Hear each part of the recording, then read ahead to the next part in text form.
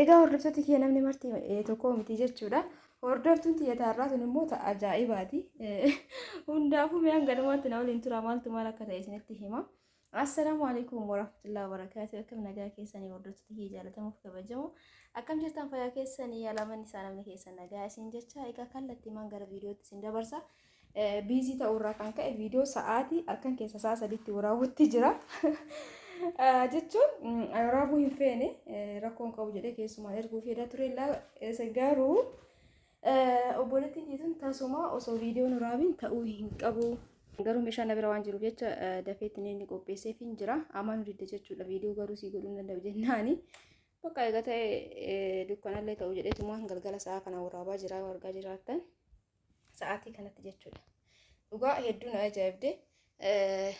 Namni hundi tokko miti haa ta'uti immoo bakka dirqamaatitti bakka kanatti biizii ta'urraa kan ka'edha malee illee egzee waraabinatti tolaa osoo waraabin irra hundaafuu meeshaan isii kunoo isinitti agarsiisa tartiibaani kun nama lamaaf sarpiraayizii gootee jirti jechuudha haadha isiitii fi haadha lammataa isiitiif illee maashaallah tabaarakallaa kuni jookii kana wajji jookiin kun akkuma asirra jiru kana garuu wanta na hin qabu feekiidha burcuqqoo jaha fi jookii qaba saarbisii qaba. Seetti jechuudha. Saarbisii isaatii fi burcuqqoo maayikaadha ka cabuu miti. Jookilleen akkana jira jechuudha. Burcuqqoo jaaf jookii tokko saarbisii. Kanaafuu sufraa isa wajjin deemu warqaamaa naan jettee jirti. Maashaallah kun asitti immoo sufraa bunaatiif kunis sufraa bunaatiif kan nyaata qaba. Sufraan kun gosa hedduu jira hordoftoota yoon isin deemu qabdan. Kun amma meetira 2 gara dheerinni isaa meetira 2 garaan isaa meetira 1 ka bunaatillee walakkaa isaati jechuudha.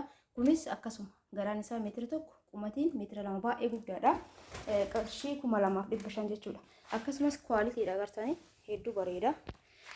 Gizee sagantaa garaagaraa bakka hedduutu akka bareeda yoon isaa kun diizaayinii isaa kuni asitti jookii kanallee jookii bareeda ta'e hedduu akka namatti tolu agartanii maashaallah jookii sufraan kan wal fakkaatu jookiin qarshii 2200 kuni sufraalleen akkasuma 2500 itti aansee mootu meeshaa aspeezaa asbiratti meeshaa baay'ee jira maashaallah tabaarakallaa maatii fi hedduu sarpiraayizii gootee jirti. Meeshaa qofaa miti jechuudha. Aspeezaa mana keessa misira kiiloo 15, sukkaara kiiloo 25, ruuza uumaar rooza tokkoffaa jechuudha. Ruuzni kun biratti beekamaadha.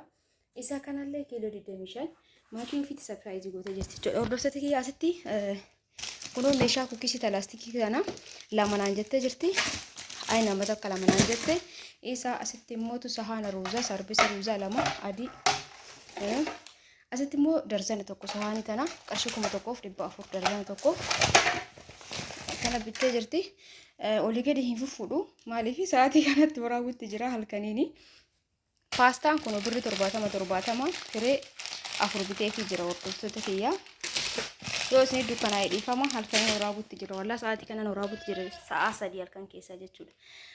Asitti sukkaara isinitti agarsiisee jira ruuza kana isinitti agarsiisee jira akkanumatti jechuudha kiiloo 15 kiiloogiraama 15 hisaaba qarshii 160 hedduu qulqulluudha keessa wanni guramu takka hin jiru jechuudha ishee dhufe waan ta'eef kalafa ture uumama jedhee miti akkasumallee ruuzni kun hin argamu yeroo baay'ee kun agartanii uumaarii kun jechuudha isa filatamaadha ruuza gizee kamuu gizee bitattan isa kana namni keenya garuu akkanatti ishee guddaa kana hin bitu inni kun baay'ee takka bareeda jechuudha hordoftoota kiyya kun isallee biteef hin jira.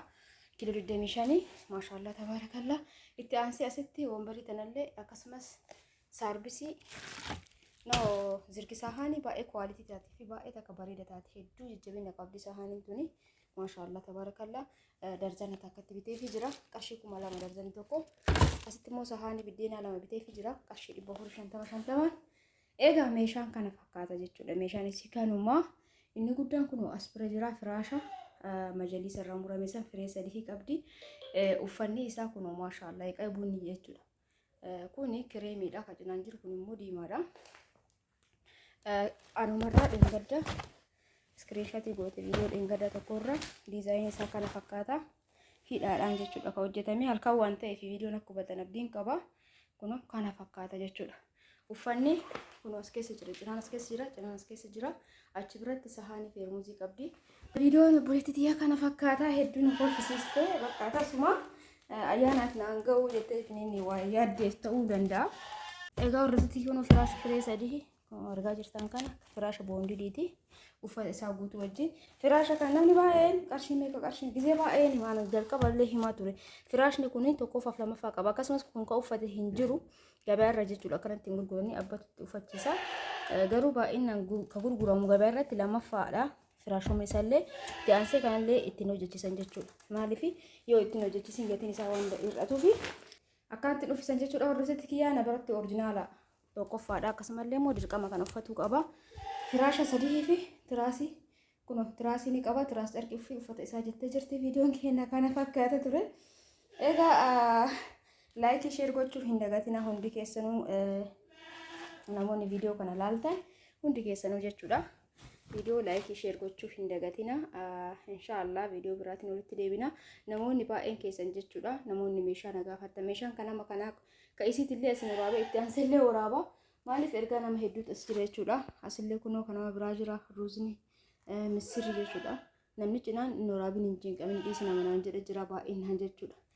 Nam tokko mootu akkanatti dirqama waraabuu qabda. Dirqama viidiyoo na YouTube irra gadhiisuu qabda jettee jirti. Hundaafuu kaa'umaa miti. Kunoo kana fakkaata meeshaan keessiin jedha obboleetti tiyya.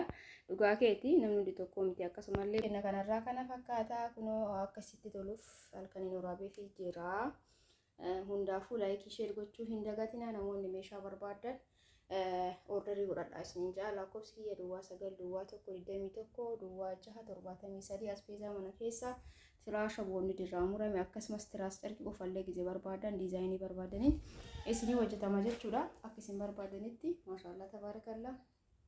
Kanaafuu karaa waasaappiitiin koottaa. Garuu sa'aatiin biizii ta'urraa kunoo galgala sa'aatii kanaan viidiyoo raawwachuu jechuun baay'ee takka ulfaataadha. Hundaafuu jookiin kunis ni argama na biratti. Kunillee jechuudha. Yoo barbaadan kaxaarmisi kan yoo barbaadan sunis ni jira. Maatii keessaniif warri bittanii osoo bittanii bareedaadha. Maaliif umrii diqqoo kanarra ni qaba.